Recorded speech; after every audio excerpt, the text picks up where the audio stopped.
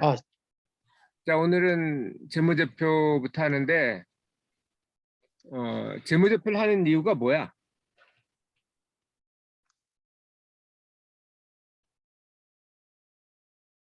SPAC,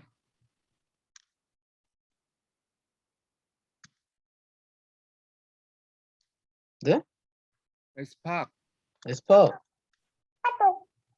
음성 불가래요. 그럼 카톡으로 쳐봐.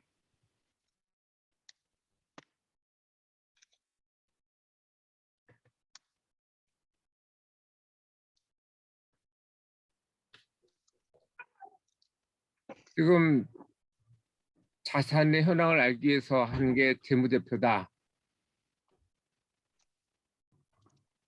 제이팍은 현금을 저도 그거 알고 있으려고 하는 거죠. 크리스는 모르니까 배우려고 하는 거지. 난 이런 거에 대해서 아무것도 몰라. 재무제표에 의하면은 대야 자산이 얼마야? 뭐 100, 10억 아니었어요? 179. 재무제표에 170으로 돼 있어? 179억. 179억으로 돼 있냐고, 재무제표에. 난 그렇게 본 것 같은데? 16억 아니에요? 내 기억으로는 한 반도 안 될 거야. 25년 전에 산 5단지 아파트가 재무제표에 얼마로 잡혀 있어? 25년 전 시세로 잡혔겠죠. 근데 거기에 170억씩 이렇게 나와 있겠어? 음. 근데 주식은 계속 그거 되잖아요. 갱신 주식도 되잖아요. 마찬가지야. 아, 그래요? 아니, 그러니까 재무제표가 뭔지를 모르겠다고. 재무제표가 재무가 뭐냐? 재산에 대한 영어로 재무가 뭐야? 파이낸셜? 파이낸스. 파이낸스는 뭔지 알겠어? 나는 그 분야 전공이 아닌데 모르지. 나는 그런 거 생각하면 머리가 막 아픈데. 자, 그럼 재무제표가 뭔지부터 보자. 재무제표는 기업의 재무 상태와 경영 성과를 요약하기 위해서 만드는 게 재무제표야. 이걸 쓰는 사람은 뭐 회사원들도 있겠지. 자기 회사가 얼마나 돈을 벌었는지, 지금 자산을 얼마나 갖고 있는지, 이런 내부적인 사용자도 있을 거고 외부적인 사용자도 있겠지. 예를 들면 주주. 제이팍 같은 경우는 지금 주주 얘기를 했지. 이걸 투자를 할 건지 팔 건지 살 건지 이렇게 판단할 수 있고. 스팍 카톡으로 쳐봐.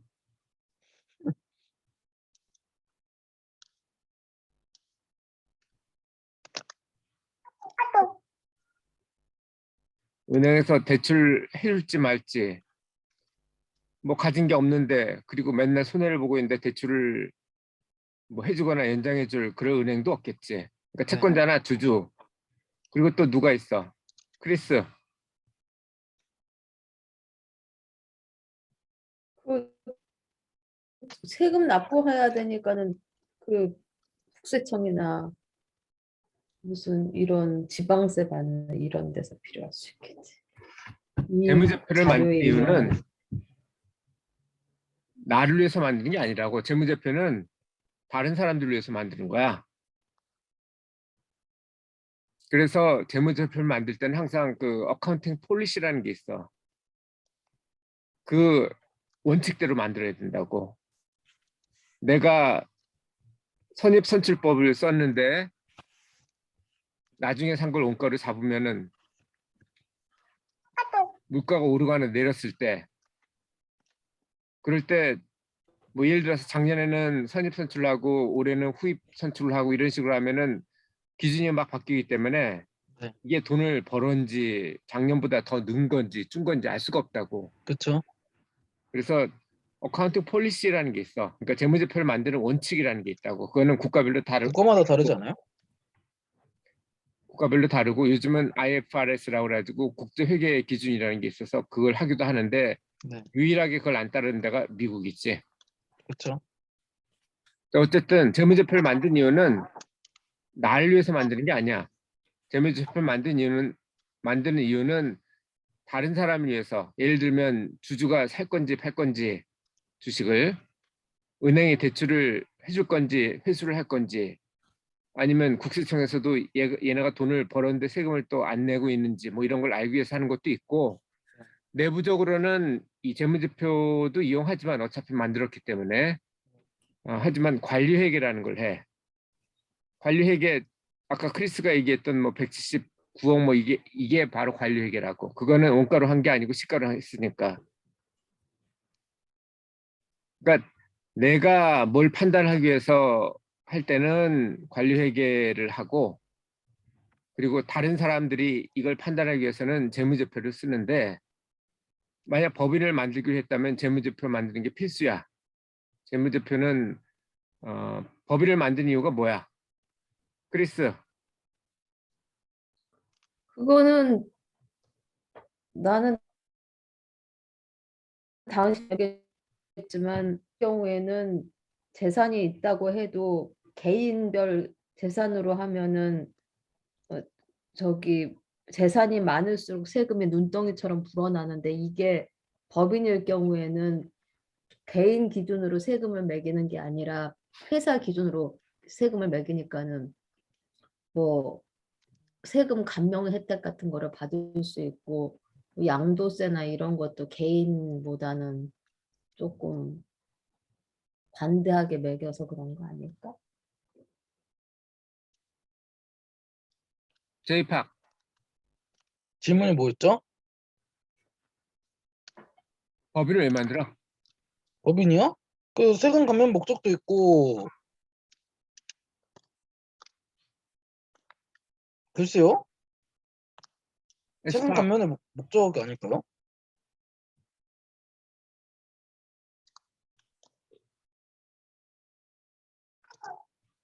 에스팍은 지금 뭐 책임이라고 그랬는데, 뭐 책임이라는 거는 손해가 발생할 수 있는, 예를 들어서 레스토랑을 했는데 식중독이 걸려서 그걸 배상을 해야 된다든지, 아니면 뭐 가게 들어오다가 뭐 제대로 눈을 안 쳐가지고 넘어지고. 네. 뭐 배상을 해야 되는지 이런 경우가 있을 수 있는데, 지금 투자할 때는 그런 게 별로 없고, 그리고 아까 제이팍이 얘기한 게 뭐였어? 세금 감면. 세금 감면은 법인일 때 소득에 대해서 세금이 개인보다 적다는 거지. 그걸 또 개인이 쓰려면은 개인한테 배당을 하든 아니면 뭐 급여를 주든 뭐 이렇게 해야 되는데, 그럼 소득세가 또 나오지. 이중과세가 그러네요. 되지. 그래서 단기적으로는 캐나다 같은 경우는 개인으로 하든 법인으로 하든 똑같아. 한국은 더 많어. 법인으로 하면 오히려. 크리스는 그럼 왜 아까 법인으로 했어? 크리스 얘기한 것도 지금 세금이었지. 어. 장기 투자를 하게 되면 또 얘기가 달라져. 장기 투자를 한다는 건 뭐냐면은, 예를 들어서 올해 뭘 사가지고 50%가 올랐으면, 아 이거 뭐 많이 올랐네 하고 팔고, 내년에 또 사고 또 사고 또 사고 이렇게 하면은 그런 게 좋을까? 아니면 한 30% 정도 매년 오르는 걸 계속 갖고 있는 게 좋을까? 그냥 계속 갖고 있는 게 좋지. 그렇지만 그거는 개인의 상황에 따라 다르지. 뭐 병원비가 많이 들어가거나 하면은 좋은 거에 상관없이 무조건 팔아야지. 저번에 뭐 ROE가 들쭉날쭉한 거라도 마이너스 아니면 사도 되는 거 아니냐, 투자해도 되는 거 아니냐고 크리스가 얘기를 했었는데, 내가 그걸 갖다 평균 계산을 해봤어. 어느 정도가 좋은지.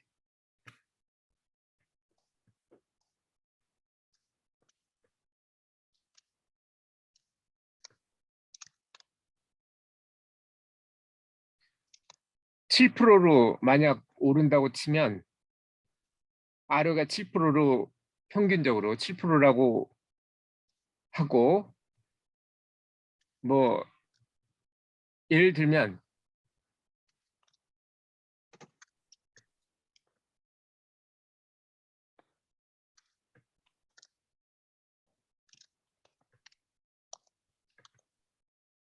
화면 보여? 자, R가 여기 7%지. 7%인데 평균이 7%고 1년 차에 1%, 2년 차에 마이너스 9%, 11%, 55%, 마이너스 22. 어쨌든 평균이 7%야. 이럴 때 100만 원을 입금했을 때 10년 차에 나오는 게 147만 원이지. 이거랑 똑같이 하려면 ROE가 4%면 돼. 여기 밑에 보이지? 이거 4%.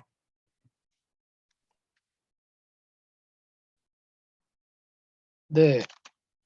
아이고야, 잠시만요. 뭐 하고 계세요? 근데 우리는 ROE가 10% 이상인 걸 하잖아. 똑같지. 이걸 내가 아무거나 해서 이렇게 된 건데 아니 그게 아니라 내 지금 얘기는 보라고. 지금 55%를 해서 12%를 만들었지. 10%라고 쳐. 어쨌든 44%로 만들어서 11%를 만들었는데 이렇게 하려면은 이게 11%랑 똑같지.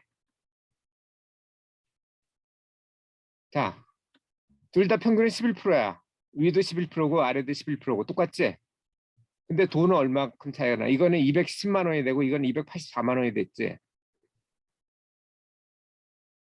그러니까 이렇게 하는 게 좀 이해가 빨리 되네.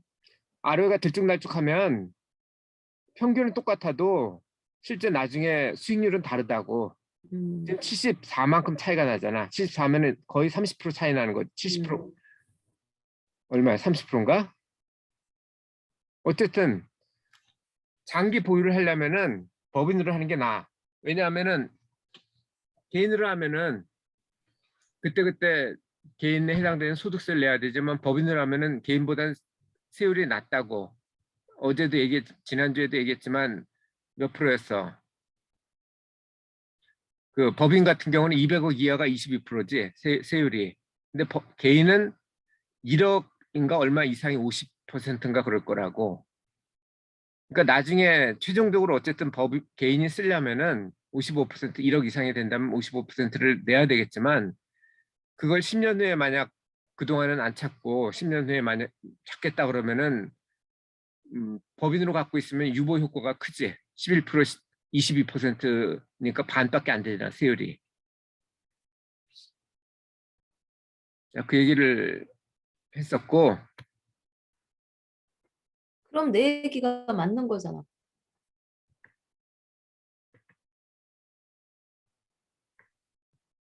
자 법인을 만든 이유는 장기 투자를 하기 위해서 법인을 만든 거야. 법인을 만들면은 비용이 든다고. 설립하는데도 돈이 들고 그다음 매년 세무보고도 해야 되고 회계도 해야 되고 그래서 뭐 설립하는데 뭐 한 40만 원 이상 그리고 이 재무제표 만드는데 한 달에 10만 원씩 최소한 120만 원 그리고 텍스 리턴 하는데도 한 50만 원 정도는 잡아야 되니까 일회성 비용 뭐 50만 원 정도는 빼더라도 매년 한 200만 원 가까이 돈이 든다고. 그런데 절세 효과가 200만 원 이상이 안 된다면 법인을 만들 필요가 없지. 그래서 법인을 만들 때는 장기 투자할 때 그리고 이익이 비용보다 클 때 그럴 때 만드는데 일단 10억을 굴린다 그러면은 내가 뭐 계산은 안 해봤지만 10억을 10년 동안 굴린다 그러면은 법인을 만드는 게 유리해. 그럴 것 같아? 네. 자, 그럼 재무제표에 뭐가 있는지 보자고. 재무제표의 종류는 뭐 대차대조표, 손익계산서, 현금흐름표, 자본변동표 뭐 이런 것들이 있는데 여기서는 대차대조표하고 손익계산서 두 가지만 얘기를 하자고. 대차대조표가 뭐야? 저 영어로 뭐예요, 대처대조표가? 밸런스 시트. 밸런스 시트엔 그게 있죠. 그 뭐 쓰고 그거 밸런스 시세? S박 네. 있잖아. 부채하고 맞아 부채하고 맞아. 자본을 어떻게 하고 데빗 현금 흐름이 크레딧이 어떻게 있어요. 되는. 손익계산서엔 데빗 크레딧이 없냐? 거기도 있어요. 대차대조표는 말 그대로 내가 자산이 얼마나 있냐 이거야. 음, 재산이 얼마나 있냐. 그래서 음. 대차대조표는 시점이 중요해. 2021년 대차대조표, 2022년 대차대조표 이게 있다고. 그래서 대차대조표는 뭐 조금씩 늘거나 줄거나 그렇지. 네. 그러면 손익계산서는 어때? 어떻게 달라 대차대조표랑? 손해랑 이익을 봐야죠. 대차대조표는 재산이 얼마나 있냐 이거고 네. 손익계산서는 내가 돈을 얼마나 벌었냐 이거라고. 그래서 대차대조표는 시점이 중요하지만 손익계산서는 기간이 중요해. 1월 1일부터 12월 31일까지 보통 그렇게 한다고. 대차대조표는 뭐 2021년 12월 31일 현재 이렇게 딱 시점이 정해지고. 그러면은 대차 대조표 작성하는 거는 회사마다 자기가 정하기 나름이야? 그래서 아니면은 2월 엔드 뭐라고 적혀 있어. 그 회사마다 달라. 1년 그 끝나는 게. 대차대조표는 정기적으로 만들어야 돼. 하지만 1년 이상으로 그 기간을 하면 안 돼. 그러니까 최소한 1년에 한 번씩은 해야 되고 그거를 언제부터 언제까지 할 건지는 그냥 결정하면 돼.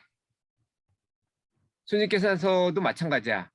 이것도 마찬가지인데 이거는 대차대조표랑 다른 거는 어떤 기간이 필요하지. 뭐 1월 1일부터 31일까지라든지 아니면 뭐 상반기라든지 1년이라든지 이런 기간이 필요하다고. 그래서 대차대조표나 손익계산서가 잘못될 수도 있는데 그거를 장애를 막기 위해서 틀렸는지 제대로 했는지 제대로 안 했는지 확인을 하기 위해서 표를 만들었지. 그래서 대변과 차변 아까 얘기한 뭐 크레딧 데빗 영어로 하면 그렇게 되는데 그렇게 한 게 데빗 크레딧 뭐 대변 차변 그러면 헷갈리니까 그냥 왼쪽 오른쪽으로만 그냥 할게. 왼쪽에 있는 게 자산. 자산은 항상 부채하고 자본을 합친 게 자산이야. 네. 크리스,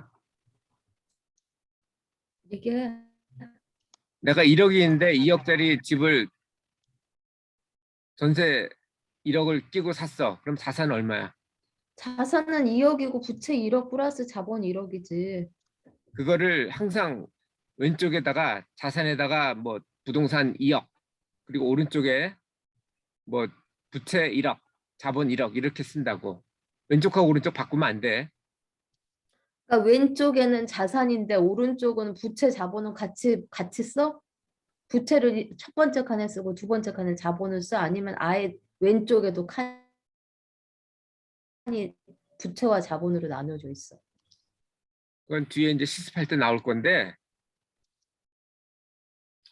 어, 말로 하는 것보다 시습하면서 얘기하는 게 나을 것 같으니까 일단 이 산식은 재무제표 할 때 왜 이렇게 별로 없어. 수학할 때 왜 이렇게 별로 없는 것처럼 하지만 기본적인 정리라든지 기본적인 원칙은 외워야 되겠지. 말할 때도 말은 단어를 많이 외워야 되긴 하지만 어쨌든 기본적인 단어를 알면 의사소통은 되지. 네. 그래서 이건 외워야 돼. 대차대조표에서 자산이 왼쪽이고 오른쪽에는 부채하고 자본인데 두 개 합치면 자산이 된다. 이건 외워야 되고 손익계산서는 어떻게 나왔나 보면 이익이 뭐야? 정의가. 제이팍 네? 이익이 뭐야? 제가 투자한 거보다 얼마나 많이 벌었냐? 에스팍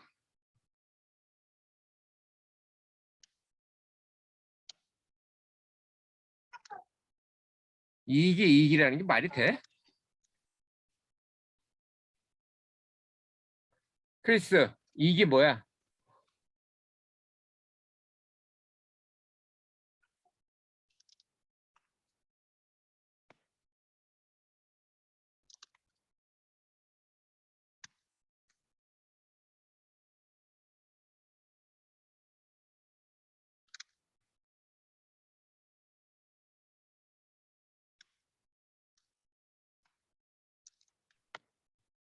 크리스 지금 들려 안 들려?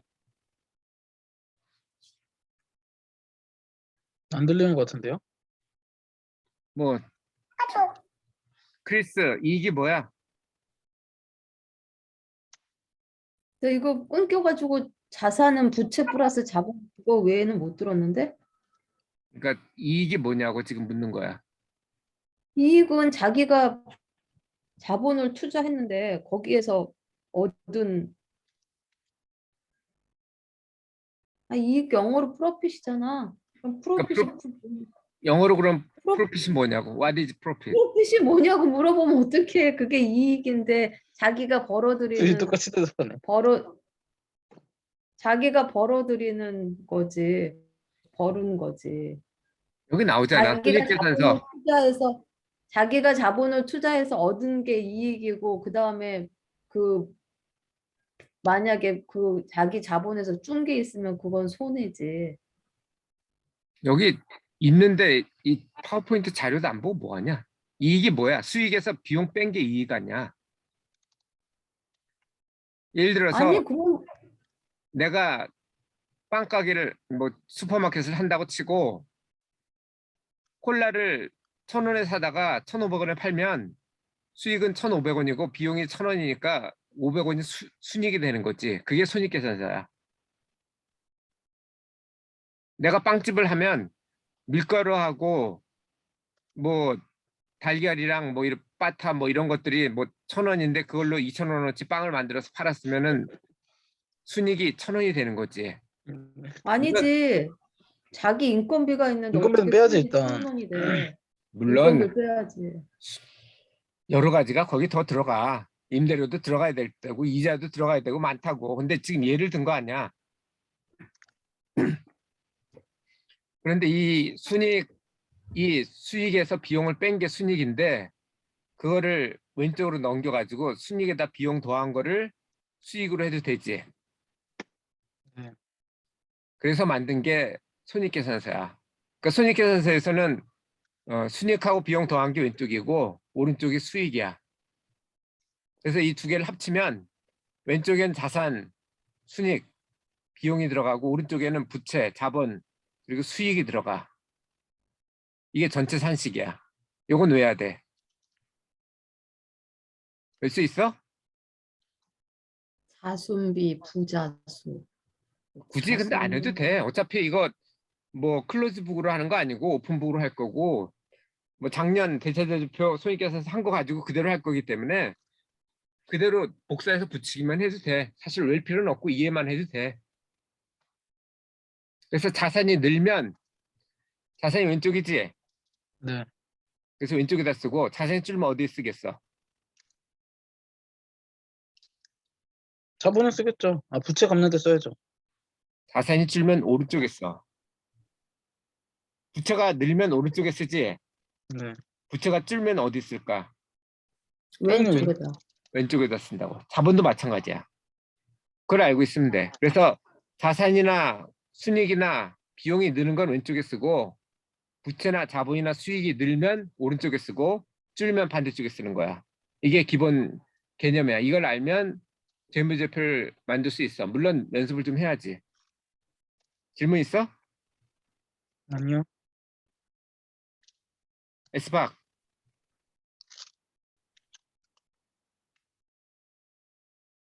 질문 없으면 없다고 얘기해. 빨리 진행해.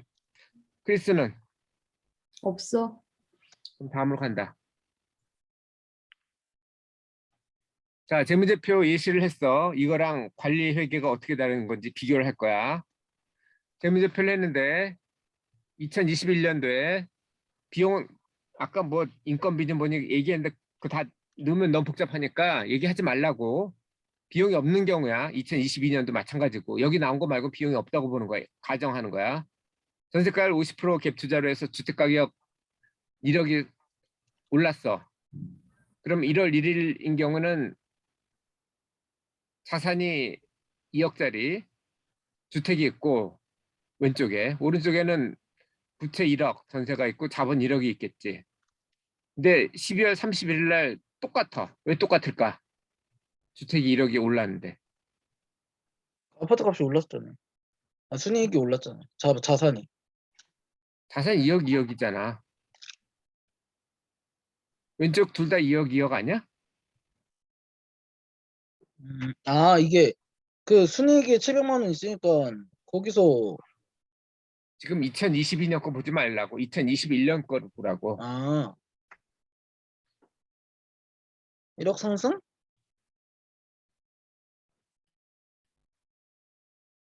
그 자본이 그냥 1억 더 늘어난 거잖아.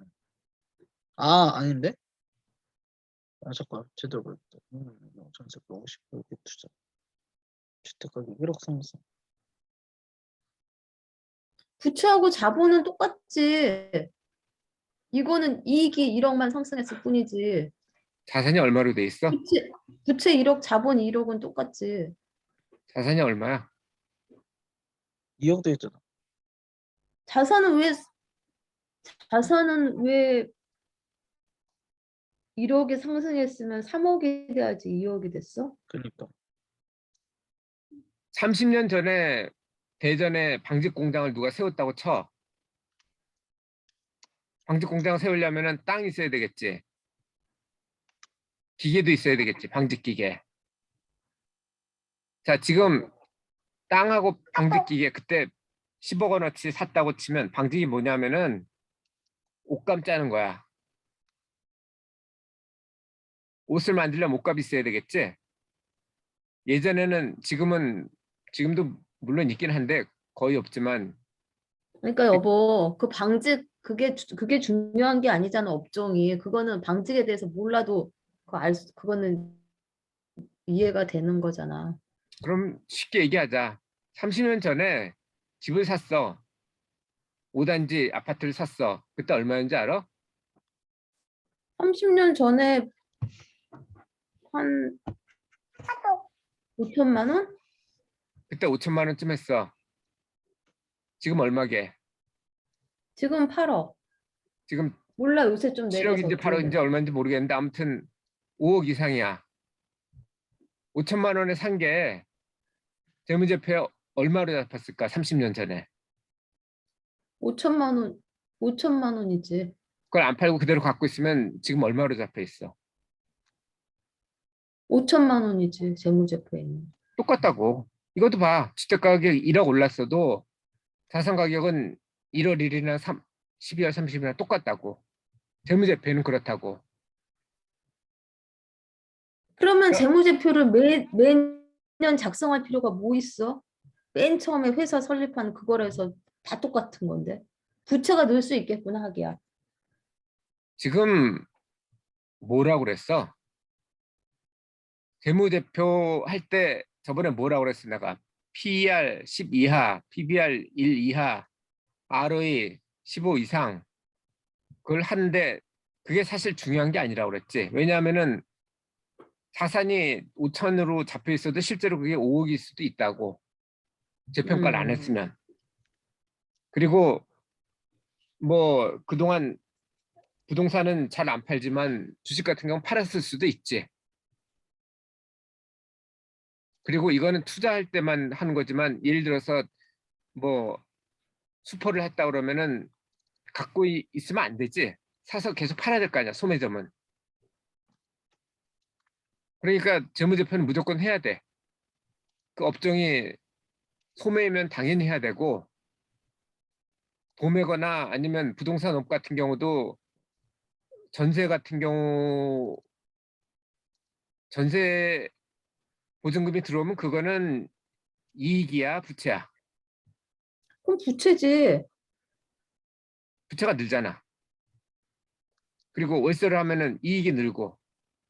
자, 지금 시간이 없어서 빨리 끝내야 되니까 일단 끝내고 그다음에 저기 2차로 할 거니까.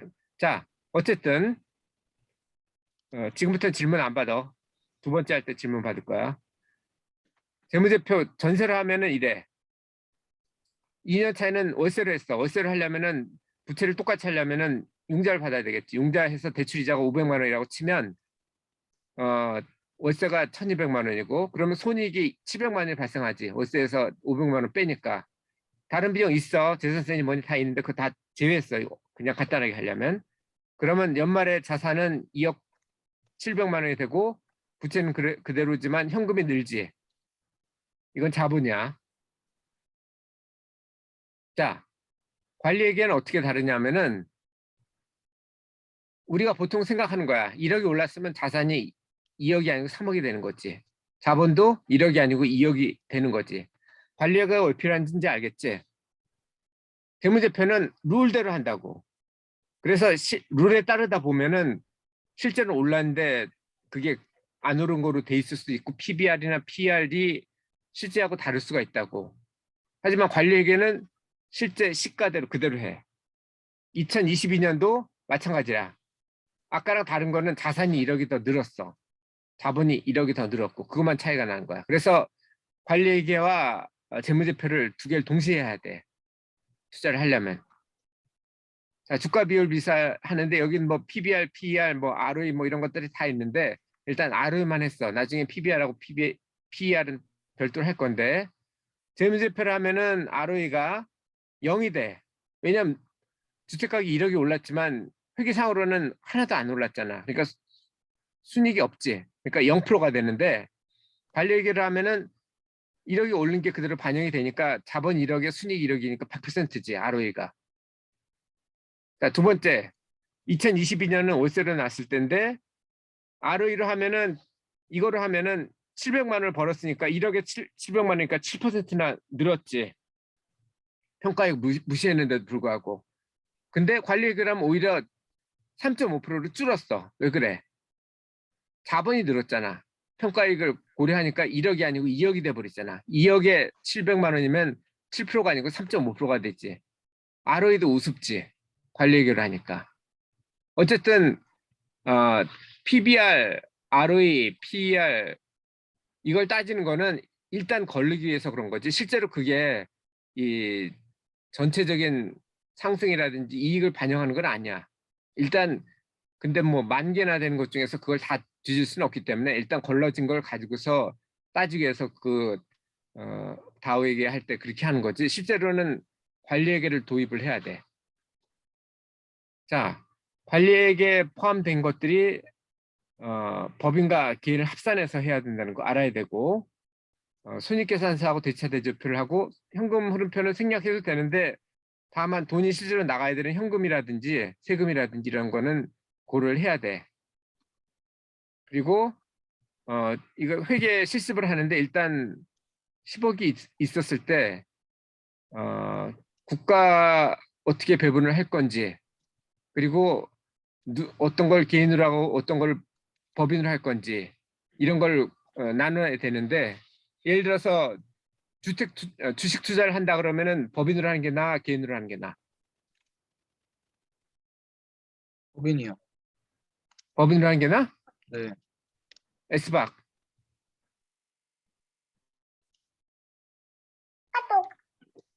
S박은 개인이라고 그랬지. 왜 개인이야?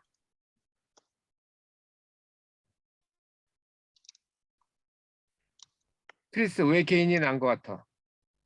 아니, 당신이 지금 법인으로 투자를 하고 있으니까 법인이 나니까 법인으로 하고 있겠지. 당신이 누군데 개인이 나면 개인으로 하지 법인으로 하겠어? 이유는 모르겠지만 당신이 법인으로 하고 있는 걸 봐서 법인으로 하는 게 이익이 되니까 법인으로 하고 있겠지. 지금 수업을 제대로 안 들은 거야 지금. 2022년까지는 2023년까지는 개인은 면세야. 양도 차익에 대해서. 제2박 같은 경우는 법인으로 해야 돼. 하지만 S박 같은 경우는 개인으로 하는 게 나아. 면세인데 세금 안 내는데 법인으로 하면 세금 내야 되는데. 어쨌든 그 J팍하고 국적이 다르잖아. 무슨 자 일단 그 얘기 나중에 또 하고 법인으로 한 게 얼마를 법인으로 어떤 투자를 할 건지 그걸 정해야 된다고. 그리고 국가별로 또 달라. 미국 투자는 법인으로 하는 게 나아. 개인으로 하는 것보다. 아까 얘기한 거는 한국 투자 얘기하는 거고. 일단 1월 1일 날 이렇게 나눴다고 치고 그리고 포트폴리오를 또 1월 1일은 국가별 포트폴리오 했고 2월 1일 날은 그 자산별 포트폴리오 부동산 채권 주식 그리고 뭐 채권이나 부동산은 쉽게 뭐 쉬운 건 아니지만 어쨌든 하나 정도만 하면 되지만 주식 같은 경우는 뭐 하나로 해도 되지만 여러 개를 할 수도 있겠지. 그래서 5월 1일 날 주식 매입하는 거로 6월 1일 날 부동산 매입하는 거로 일단 이렇게 실습을 할 거야. 이거 지금 3분 남았으니까 끝내고 다시 할 거니까. 저 이제 출근 준비해야 돼요. 그래? 네. 그럼 녹화를 어떻게 하지? 녹화 그거 저 보시면 보고 저 유튜브 볼게요. 근데 저 궁금한 거 빨리 하나만 물어볼게요. 물어봐. 저 지금 여기 처음 방 들어왔을 때 얘가 집주인이 반년 있어야 된다 해서 그렇겠다 했거든요. 근데 부엌이 딸려 있는데 부엌에서 불 쪽에서 찬바람 들어와서 너무 추워요. 이거 이번 그 2월 말에 나가고 싶은데 나가도 법적으로 문제 없어요? 그 계약서 어떻게 썼어? 그냥 그 계약 기간이 6개월이었어요. 계약 기간 6개월이고 계약서 보내봐 일단. 네, 일단 보내보고 보내고 그다음 얘기하고. 그리고 만약 다음 달에 나갈 거면 저가 그 막달 데포짓을 냈잖아요. 그럼 이번 달 월세 안 내도 돼요? 일단 그건 계약서 보고서 얘기하자. 네, 다른 거 없어? 네. 지금 녹화를 두 번째 거 해 말어. 그거부터 정해. 해주세요. 아니 네가 안 볼 거면 차라리 다음 시간에 이거를 실습이면 중요한 건데 다음 때 약속을 잡아서 그때 하는 게 낫지. 녹화한 거 보는 거는 시간을 딱 정해서 봐야 되는데 그거를 할 수 있는지 없는지를 결정해야지. 이거 어텐드 하는 거면 무조건 어텐드 해야 되는데 녹화하는 거면 자꾸 미루다 보면 안 볼 수도 있잖아. 지금 둘 다 빠져야 된다니까 다음 주에 하는 거로 하자. 알겠어. 그럼 이거 녹화해서 보내줘. 다시 한번 보게.